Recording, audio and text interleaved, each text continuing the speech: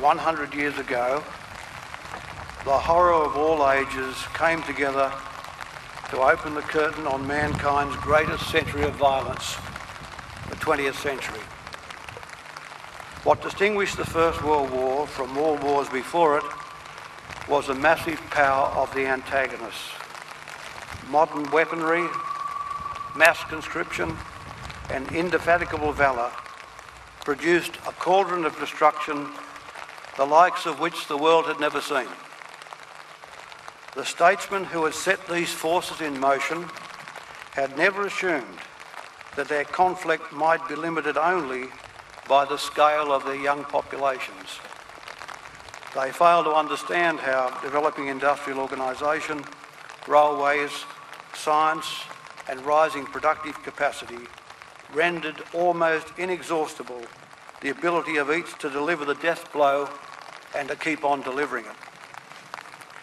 The generals, especially the Allied ones, knew through military training that not since the Napoleonic Wars had frontal attacks been effective, certainly not against the foil of barbed wire fortified by the modern machine gun. Yet a line of trenches was dug from the English Channel to the Swiss Alps, a front which denied commanders the opportunity of that classic military manoeuvre, the turning flank and encirclement. This denied, the line was fortified by major cannon and howitzers, while the generals fell back on the only policy left to them, the policy of exhaustion. And into this deadly crevice, they fed their heroic, young, obedient populations. The First World War was a war devoid of any virtue. It arose from the quagmire of European tribalism, a complex interplay of nation-state destinies overlaid by notions of cultural superiority peppered with racism. The First World War not only destroyed European civilization and the empires at its heart, its aftermath led to a second conflagration, the Second World War, which divided the continent until the end of the century. But at the end of the century, from the shadows, a new light emerged. Europe turned its back on the nation-state to favour a greater European construct. Individual loyalties are now directed from nationalist obsessions towards an amorphous whole and to institutions unlikely to garner a popular base. It's difficult to imagine these days young Europeans going into combat for the European Commission or, at a stretch, the European Parliament. This advent means that European leaders are no longer in a position to ask or demand the sacrifices which once attended their errant foreign policies. A century beyond Armageddon, young men and women are now freed from that kind of tyranny. The virulent European disease of cultural nationalism and ethnic atavism not only destroyed Europe, it destroyed the equilibrium of the world. While a century ago Australia was an outreach of European civilization, here we had set about constructing an image of ourselves free of the racial hatreds and contempts which characterise European society.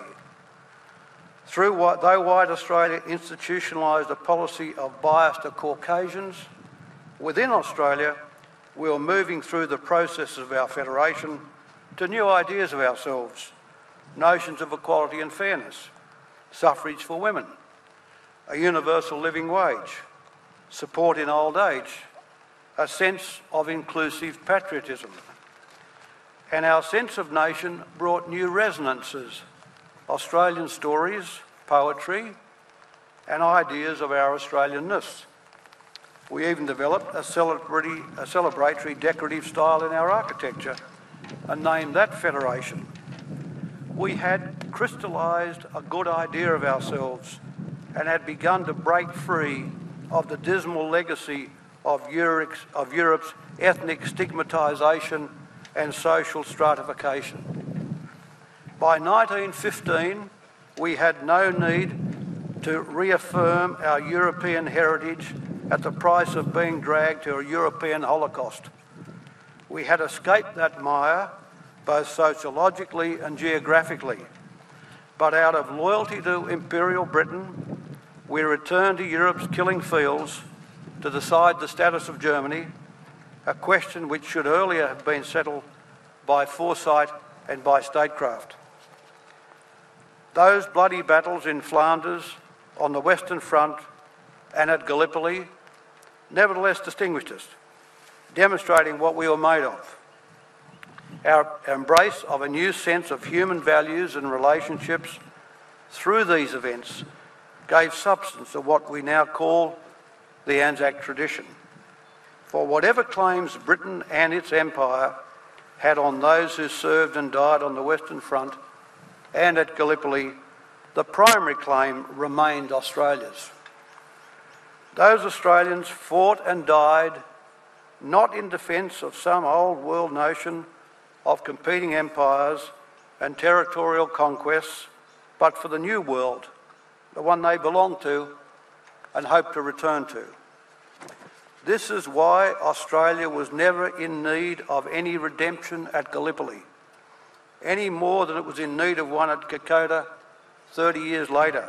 There was nothing missing in our young nation or our idea of it that required the martial baptism of a European cataclysm to legitimise us. What the Anzac legend did do, by the bravery and sacrifice of our troops, was reinforce our own cultural notions of independence, mateship and ingenuity, of resilience and courage in adversity. We liked the lesson about supposedly ordinary people. We liked finding that they were not ordinary at all. Despite the fact that the military campaigns were shockingly flawed and incompetently executed, those ordinary people distinguished themselves by their latent nobility. The unknown Australian soldier interred in this memorial reminds us of these lessons, as much as he reminds us of the more than 100,000 Australians lost to us by war. I regard as a singular honour the decision by the Council of the War Memorial and its esteemed director, Brendan Nelson, to permanently display an engraving of the oration I gave as Prime Minister at the funeral service of the unknown Australian soldier on the 11th of November 1993, and to have some words from that oration inscribed on that hallowed tomb.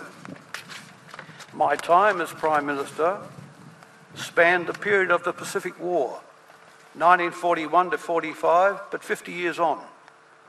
It caused me to visit the sites of our military action in Papua New Guinea through to Thailand. It made me think much and write about the various episodes of conflict, of the bravery and suffering of Australian servicemen and women during the Second World War. This context sharpened the memory and essence of the Anzac legend, within which it was decided to inter an unknown Australian soldier in the Memorial's Hall of Memory. Indeed, it was the War Memorial's then director, Brendan Kelson, and his deputy, Michael McKiernan, who were instrumental in the process that led to the interment of the soldier. The words the memorial enshrined today were written for that occasion. When Don Watson and I first discussed the writing of it, we both felt the poignancy of the occasion. My uncle, William Bill Keating, had died on the death march from Sandakan to Brannow in 1945, while Don Watson's grandfather was twice wounded in Flanders after being infected with Spanish flu. He returned to Australia, never recovering from it. The history of those two theatres of war had haunted each of our lives in differing yet similar ways. I thought it was important that the speech express with clarity simple notions of understanding and appreciation that went in personal terms, such that we might have been speaking of a relative who had died in some contemporary calamity. Hence the notion that he was all of them, yet one of us. By his interment, I thought it important to say that this unknown Australian soldier would serve his country yet again, that his presence would give us a deeper understanding of what it means to be Australian, as well as serving to remind us of the sacrifice of the more than 100,000 men and women who never came home. As Prime Minister, I was particularly pleased to bring these episodes of our history, especially the First and Second World Wars, into sharper relief, to remind us that the deeds of our men and women at war give us an opportunity to renew our belief in the country, while renewing our appreciation of their faith, loyalty and sacrifice. The soul of a nation is richer for it having been warmed by its stories and traditions. Yet its stories and traditions should not stifle or constrain its growth as it needs to adapt. I'm greatly heartened that so many young Australians find a sense of identity and purpose from the Anzac legend and from those Australian men and women who have fought in wars over the last 100 years.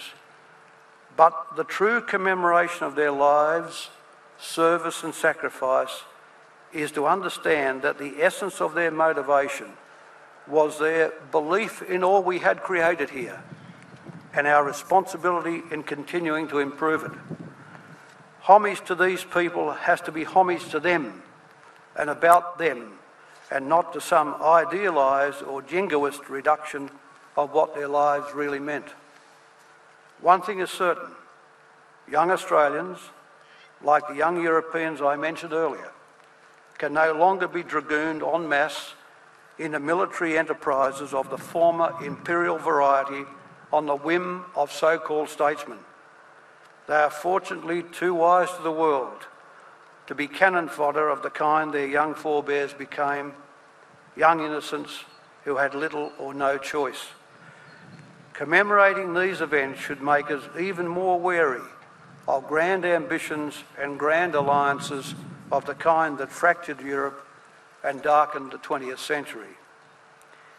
In the long shadow of these upheavals, we gather to ponder their meaning and to commemorate the values that shone in their wake: courage under pressure, ingenuity in adversity, bonds of mateship, and above all, loyalty to Australia.